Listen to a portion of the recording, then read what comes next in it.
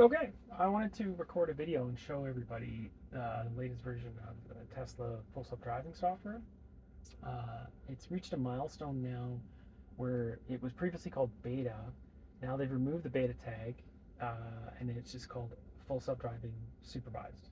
So I'm going to call it supervised full self-driving because the other way around sounds dumb. But the important kind of milestone there is that it's now good enough that it's ready for the masses. That doesn't make it perfect. It says really clearly here in the notes when you get the update.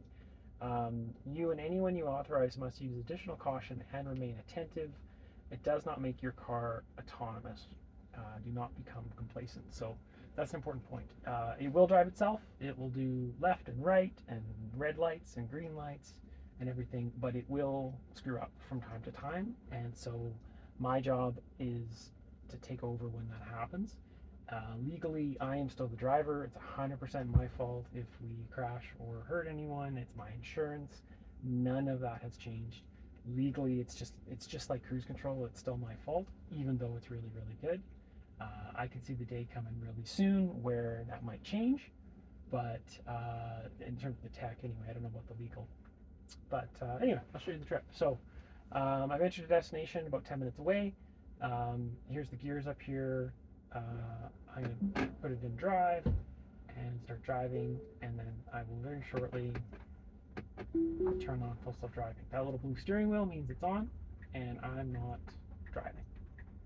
I'm ready to take over at any time.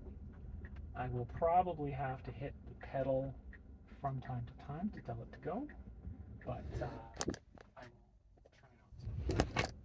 Whoa. All right, sorry about that. Obviously, I need a better tripod. But what do you got? You guys aren't paying me anything, so this is what we have to work with. I'll try and hold it and steer with my other hand for a bit until we have to turn. There, it went a little faster with that speed bump. I thought it would have slowed down a little, but it seems okay. It wasn't crazy. The 30 kilometers here where it says max, that's what it used to be the speed limit. 31 with a blue max there is what the car has decided the maximum speed limit it's going to go is, and then this big number over here is how fast we're going. So I can use the wheel and the steering wheel here to adjust that maximum speed at any time. And then the whole thing flashes blue there. It says apply slight turning force to steering wheel every once in a while. Okay, I have to notch the speed up. It didn't see the 60-kilometer speed limit sign. That's one thing that they can definitely improve on in this version. It's pretty good, but it's not perfect. So between reading the signs and it has some map data behind the scenes from Google Maps, it works well, but not as well as it should. So there, safely yielded there, turned. We're gonna drive along this road for a minute or two. You can see everything that's going on around us. If there's pedestrians on the road, it'll yield. If the car in front of us hits the brake, it'll slow down. I did tap the accelerator there a little bit just to speed it up. I noticed in this version it doesn't go quite as fast as the max as often as I would think it should. It might be a personal preference thing, but I think I'm more of a grandpa driver than not. So if it's going too slow for me, it's probably going too slow for most people. But again, I would much rather err on the side of caution when it comes to safety with this kind of thing. So if your computer program on your desktop crashes, that's not too bad. But if your car crashes, that's horrible. So we can't have that. It's got to be safer than that. And here, it's doing a great job. Pretty easy to stop at a red light when there's a car in front of you, but you can see all the traffic moving around. There, the light turned green, car in front goes, we start driving. I've had to very minimally intervene so far. I just turned the speed up and tapped the accelerator once.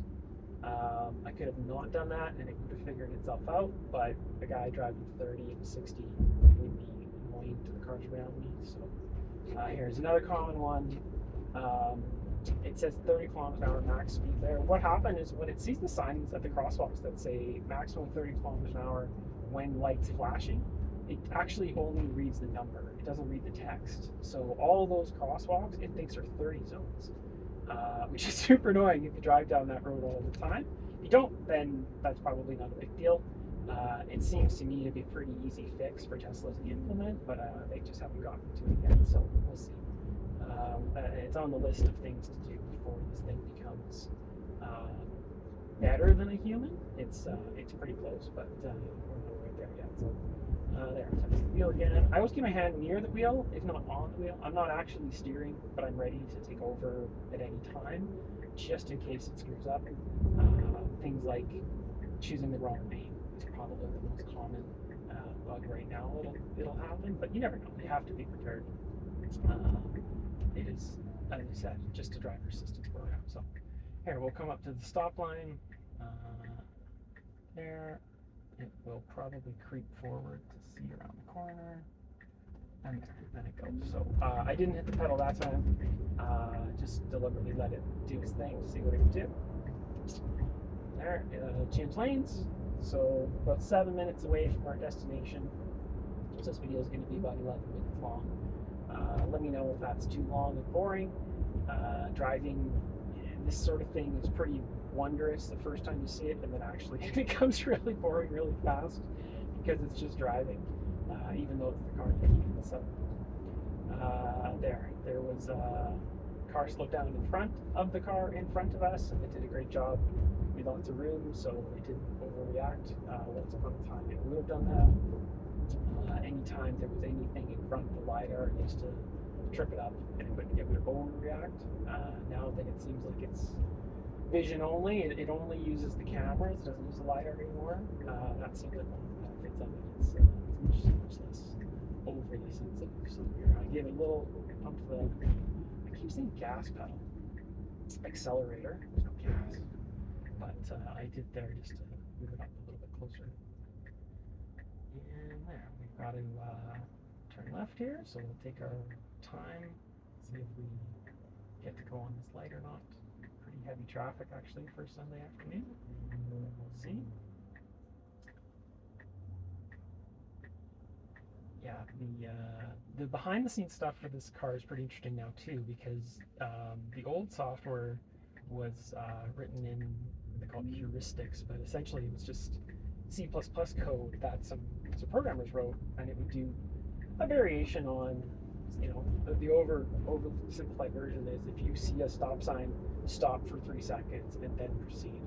But it was code that someone had to do, a human had to do. They've now moved to it's all AI, not all AI, but the car is making those decisions. So the system they have is each car has essentially a black box in it, similar to an airplane. So when a driver has autopilot on and they take over, it's kind of essentially logged, and that information is anonymously shared with Tesla so that they can learn from the fleet as a whole. And so then they'll say, oh, well, the car was going to do this, but then the human took over, and they'll look at the footage and see, oh, I see, yeah, it miscalculated. It read this wrong, that was a red light, it didn't catch it, or whatever. And so they label these in presumably the millions of clips, and they now, instead of writing code, they just feed those clips into the AI and say, this is what a good human driver would do, this is what a bad human driver would do. And so the car essentially teaches itself based on those examples. So they're not doing they're not writing code themselves anymore. So hopefully what that means is the car will drive more like a human, and maybe more importantly, the rate of improvement will increase dramatically, because now Tesla said they're not CPU constrained anymore, meaning they think they can run as many clips through as they possibly can. And with I think there's about 5 million, 6 million Teslas on the road, there's a lot of data out there. So unlike a lot of the other manufacturers, they have that information available to draw from. So whether people are using the suite or not, whether they bought the program or not, it doesn't really matter. Tesla does anonymously get that information to make the product better. So they're basically milking their customers to make the product better. But that's how most software works nowadays. So hopefully that means we'll see some rapid iterations in the next couple months. Big release came out just a couple weeks ago, and then I just today got another update to it. So there, that car went through that yellow. You can see it hesitate for a second. That was safe, but it was kind of right on the line where probably you could have stopped and it would have been okay, and it was okay to proceed too. But just for a second, the car slowed down and then it decided to go. So it's kind of interesting to see those human-like behaviors, even though it's a computer driving. All right, we are 2 minutes away from the destination here. So it's on the left. So the car says in 900 meters is our left turn. So presumably that means it will decide to change lanes pretty soon. This is one area where I think it can still improve. I think as a human driver, it's a judgment call, but I think as a human, knowing I'm turning left up there, yeah, there, I would have changed it to the left lane a little bit sooner, but it was totally fine to do it now. There's lots of room ahead of us and behind us. There's no way in this, so it's not an issue. But I have seen it occasionally miss a turn because it was too late getting into that lane. So I think there's still some improvement there. And we're going to turn left at this light up here. That will be our destination. This is the park, the Edmonton park. There, we'll just slow down, come into this lane. And then this is another, I can give it just a little bit of a boost just to nudge up there a little bit sooner, although there's nobody behind us. This is a solid red light, like it'll turn to a solid green light. There's no turning arrow here, so the car is going to have to make a decision about crossing that 3 lanes of traffic, turning left. I see a couple cyclists. They'll be long gone by the time we get there, but it's a little bit of a complicated maneuver.